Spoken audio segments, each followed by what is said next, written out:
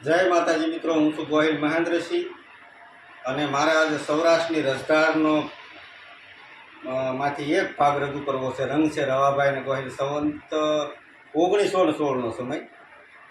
ત્યારે ચૈત્ર મહિનો હતો, રામનવમીનો દિવસ હતો અને ભાવનગરથી બે ગાડા ખેડૂત અને એક ઘોડેસવાર કાટના ગાડા ભરીને હાલ્યા જાય છે. રસ્તામાં એક મુળુ પરમાર નામનો ગાડા ખેડૂ છે, એક જગો મકવાણો નામનો ગાડા ખેડૂ છે. હાલ્યા જાય છે. એમાં ચિત્રા અને કાળિયા કુવાની, ચિત્રા અને વર્તેજની વચ્ચે જે કાળિયો આંબો કરીને એક જે સ્થળ હતું પહેલાંના સમયમાં. હવે ત્યાં આગળ આવતા રવુભા ગોહિલે જોયું તો આમ આગળ એક સંઘ બેઠેલો હતો.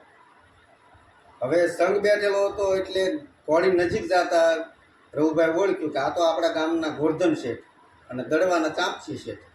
સામેથી પાણીયાવે પણ બાપુને જય સ્વામિનારાયણ કીધા, રવુભા ગોહિલે પણ જય સ્વામિનારાયણ કીધા. અને ભાવે કીધું કે ભાઈ અમે ભાણિયાએ કીધું કે અમે ભાવનગર કારજ માટે ગયા હતા. તો ભાવનગર રવુભા ગોહિલે કીધું કે ભાઈ હું તો કાટ ઓરડા તણાય છે આપણે, એટલે કાટ ભરવા માટે ગયો હતો. સારું થયું કે બધા હારો થયા. હવે હારો વડોદ સુધી વ્યા જાય. હવે એમાં ઘટના એવી બની કે હાલતા થયા એટલે વાણિયાએ કીધું કે અમારી પાસે ભાઈ 5-7 હજારનું જોખમ છે. તો રવુભાઈ કીધું તો હવે મારે થોડુંક ધ્યાન રાખવું પડશે. આગળ બે કાટના ગાડા કર્યા, પાછળ વાણિયા અને પાછળ પોતે ઘોડી લઈને ગયા. હવે ઘટના એવી બની કે આગળ જતા બે કાળિયા આંબેથી સિંધી શસ્ત્રધારી સિંધી ઊભા થઈને આવ્યા. એટલે રવુભા ગોહિલને જરાક મનમાં શંકા ગઈ કે આ કોઈક લૂંટારું છે. એટલે પાસે આવતા કીધું કે ભાઈ તમે શું કામ આવ્યા છો? કે ભાઈ આ ભાવનગર વિસ્તારની હદ વટી જાય, ભાવનગર એટલે ભાવનગરની શહેરી જે રજવાડાની હદ વટી જાય એનો ઝુંબો છે અમારો, કે અહીંથી જે કોઈ વટે માર્ગું જતા હોય એને અહીં સુધી મૂકવા આવવા. તો કે ભાઈ હું પોતે ગરાસ્યો છું, રાજપૂત છું, એટલે તમારી કાંઈ જરૂર છે નહીં, મારે તમારે જવું હોય તો જાઓ. પણ ત્યાં વચમાં વાણિયાએ કીધું કે ભાઈ એક કરતાં બે ભલા, એ ભલે ને આવતા. એટલે પછી વધુ પાછા વળી જવાનો આગ્રહ રવુભા ગોહિલે ન કર્યો. આવી ઘટના ઘટી કે રોંઢો ઢળે ચોગઠ અને ડભાળિયાની વચ્ચે જે કાળીસર નદી છે એને અંદર ઉતરી અને સામે કાંઠે ચડતા ત્યાં રસ્તામાં બીજા બે જુમેદારને જોયા, રસ્તામાં બેઠેલા.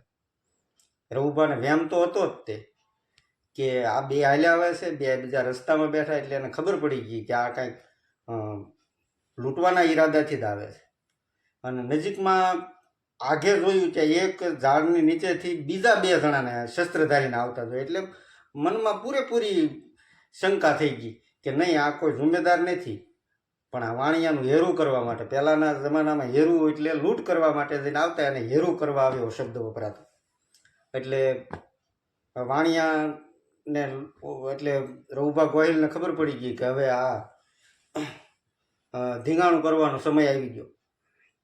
એટલે રવુભા ગોહિલે તરત તરવારની જે ઓલી કાંટ હોય એ છોડી નાખી અને તૈયાર થઈ ગયા. અને રસ્તામાં બેઠેલાને પૂછ્યું કે ભાઈ હું તમે ઊભા છો? તો કે ભાઈ અમને આ ગાડા છે એમાં અફીણ વાવવાની બાતમી મળી છે. તો કે ગાડા મારા કાટના છે અને આ વાણિયાનો સંઘ છે, મારી હારે છે, આમાં કાંઈ અફીણ કે એવું કાંઈ છે નહીં. તેમાં હારે હતા એમાંથી એક જુમેદાર બોલ્યો કે ભાઈ તમારા ગાડાની કાંઈ ઝડતી લેવાની નથી, તમારા ગાડા તમે તારે મોર લઈને તમે હાલે જાઓ, પણ અમારા વાણિયાના ગાડા જે છે એમાં અફીણ છે, એની બાતમી છે, એટલે એને અમારે ઝડતી લેવી પડશે.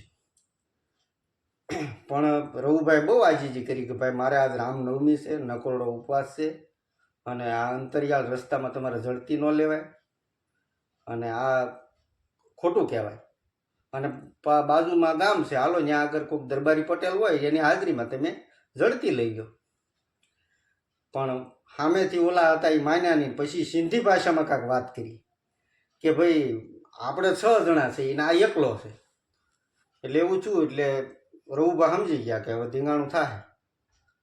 એટલે રવુભાની ઉપર સામેથી આવતા એક જણાએ આ સીધો ધોકાનો ઘા કર્યો. ધોકાનો ઘા રવુભા ચૂકવી ગયા. પછી તલવાર ખુલ્લી લીધી અને એક જણાને ઉપર ઘા કર્યો, એક જણાને ઠાર માર્યો, બીજાને એકને ઘાયલ કર્યો. અને બધા અને રવુભા ઉપર થતા હતા ઘા, એમાં જે જગો ટુવા મકવાણો કરીને હતો એના ઘણા ઘા ઝીલી લીધા.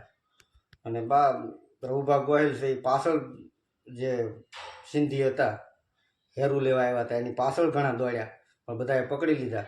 પછી રવુભા ગોહિલે કીધું કે ભાઈ મને હવે માથામાં ઘા 2 વાગી ગયા છે, પાછળ ઘા વાગી ગયા છે, એટલે હવે હું વડોદ પોગું. એ પહેલાં આમ તો રવુભા ગોહિલ મૂળ તો વડોદ ગામના વતની, એટલે કે વડોદ હું પોગું ત્યારે મને દવાબાને જો કોઈ મારા ભાઈઓ મને કોઈ દવાબાને જો દારૂ પાય તો પાવા દેતા નહીં. મને મારું મોત થાય તો મોત થવા દેજો. ઘણીવાર આપણે કહીએ ને કે દરબારો તો વ્યસની હોય, પણ આ વ્યક્તિ તમે જુઓ, આનું વ્યક્તિત્વ જુઓ, તમને એમ થાય કે કેવું સરસ મજાનું કે દવાબાને મારું મોત થાય તો મોત થવા દેજો, પણ મને દવાબાને તે દારૂ ન પાતા. ગાડા હાલ્યા અને ગયા, મોડી રાતે પહોંચ્યા ત્યારે વડોદ ગામમાં. ત્યારે રવુભાના જે બા હતા, મા હતા, એને ખબર પડી કે ભાઈ રવુભાને ઉપર એટલા ઘા થયા છે. એક દુઃખનો ઉંકારો કર્યા વગર એની માએ કીધું કે મારી વસ્તી એમ કેમ રહેતી, મારા રવુભાને ભલે જે કાંઈ થયું હોય પણ મારી વસ્તી જો એમ કેમ રહેતી હોય તો મારી માટે બીજું કાંઈ વધારે નથી.